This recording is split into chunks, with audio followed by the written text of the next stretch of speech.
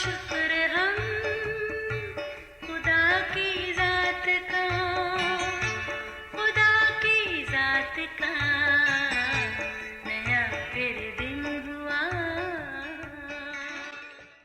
آج کی آیت۔ جب وہ مول لینے جا رہی تھیں تو دولہا آ پہنچا اور جو تیار تھیں وہ اس کی شادی کے جشن میں اندر چلی گئیں اور دروازہ بند ہو گیا۔ متی 25 باب 10ویں آیت۔ عزیزو، ایک بار 4 رکنی مسیحی ٹیم نے ایک جزیرے میں جا کر تبلیغ کا پروگرام بنایا۔ ان میں ایک نوجوان لڑکا بھی شامل تھا۔ ٹیم کے لیڈر نے وہاں کے اسکول ہیڈ ماسٹر کو ایک خط لکھا اور درخواست کی کہ چند دن تک ان کے ٹھہرنے کا بندوبست کرے۔ ایک رات جب وہ کافی دیر سے وہاں پہنچے، جیسے ہی ہیڈ ماسٹر کو ان کے آنے کے مقصد کا پتہ چلا، کہنے لگا، جناب مجھے معاف کیجیے، میں آپ کی میزبانی نہیں کر سکتا۔ اگر یہاں کے لوگوں کو آپ کی اصلیت کے بارے میں پتہ چلا کہ آپ مسیحی ہیں تو آپ کے ساتھ میرے لیے بھی مشکل ہوگا۔ خیر، وہ ٹیم اندھیری رات میں شب بسری کرنے کے لیے ادھر ادھر پھرتے رہے۔ آخر ایک شخص نے سردی میں ٹھٹھرتے لوگوں کو معمولی سی جگہ دے دی۔ یہ جنوری کا ٹھنڈا مہینہ تھا اور یہاں کے لوگ 15 دن تک نئے سال کو بڑے جوش کے ساتھ منایا کرتے تھے۔ اگلے دن جب تبلیغی ٹیم لوگوں سے بات چیت کر رہی تھی، پتہ چلا اس جزیرے کے زیادہ تر لوگ اپنے دیوتا کو مانتے ہیں جو ان کا خدا ہے اور وہی ان کا عظیم بادشاہ بھی ہے۔ تبلیغی ٹیم میں شامل اس نوجوان نے لوگوں سے پوچھا، اپنے دیوتا پر ان کے ایمان کا کیا ثبوت ہے؟ لوگوں نے بتایا، ہم کئی سالوں سے نئے سال کی خوشی کے دن میں اپنے خدا کے لیے ایک جلوس نکالتے ہیں۔ یہ دن سب دنوں سے زیادہ خوشگوار ہوتا ہے، سب سے اچھا دن، نہ کبھی بادل چھائے نہ بارش ہوئی، ہم خوب خوشی مناتے ہیں، ہمارا خدا ہمیں کبھی بھی شرمندہ نہیں ہونے دیتا۔ جوان بولا، اچھا تو یہ بات ہے۔ اس نے مسکراتے ہوئے لوگوں کو دیکھا، پھر پوچھا، اس بار آپ کے جلوس کا کون سا دن ہے؟ انہوں نے بتایا، 11 جنوری کا دن مقرر ہے۔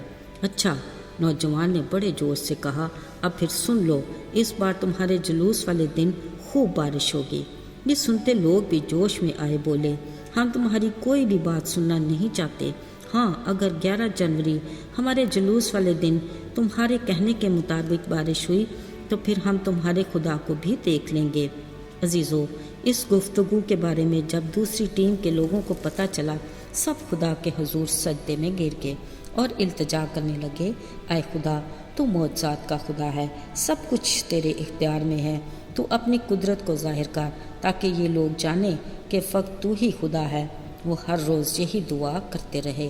آخر اس جزیرے کے لوگوں کا اپنے خدا کے لیے جلوس نکالنے کا دن آ پہنچا۔ صبح کے وقت جب یہ ٹیم ناشتے میں مصروف تھی، کھڑکی میں سے چمکتے سورج کی کرنیں صاف دکھائی دینے لگیں۔ سب نے دیکھا، صاف شفاف آسمان پر بادل کا کوئی بھی نشان نہیں تھا، مگر اس تبلیغی ٹیم کا ایمان اپنی جگہ پر قائم رہا۔ اچانک ابھی انہوں نے اپنا ناشتہ ختم ہی کیا تھا کہ چھت پر بارش کی چند بوندوں کی آواز سنائی دی۔ وہ سب ایک دوسرے کو دیکھنے لگے۔ کچھ ہی لمحوں میں ٹھنڈی ہوائیں چلنے لگیں اور صاف آسمان پر کالے بادل بھر گئے۔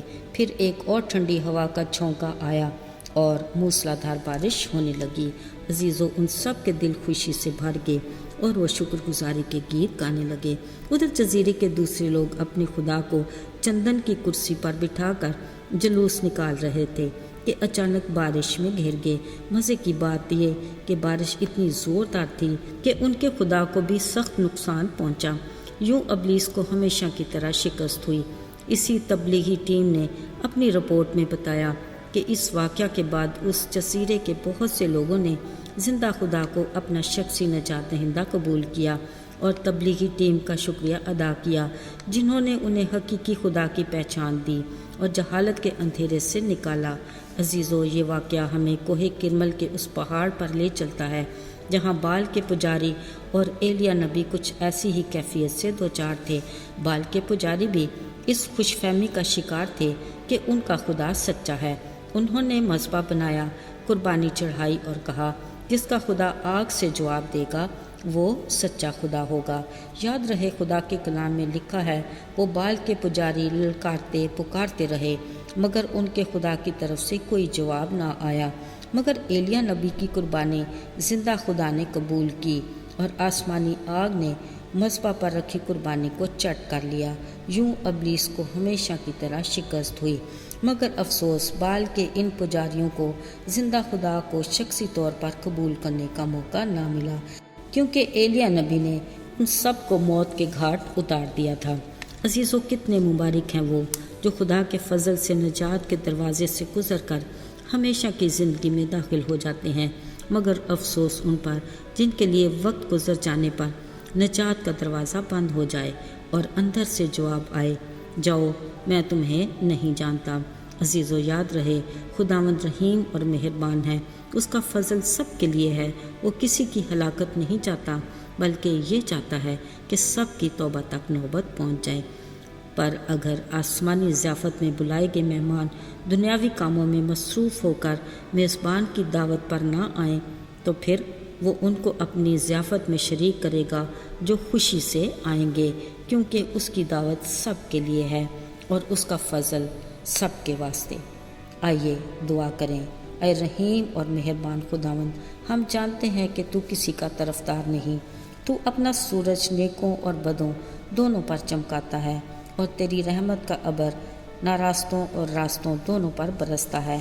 نجات تحفہ سب کے لیے ہے، جو اس تحفے کو کھولتا ہے برکت وہی پاتا ہے۔ اے خدا، ہم ہر پل تیرے فضل کے منتظر ہیں اور تیرے رحم کے طلبگار ہیں۔ یسوع کے پرفضل اور مبارک نام میں آمین۔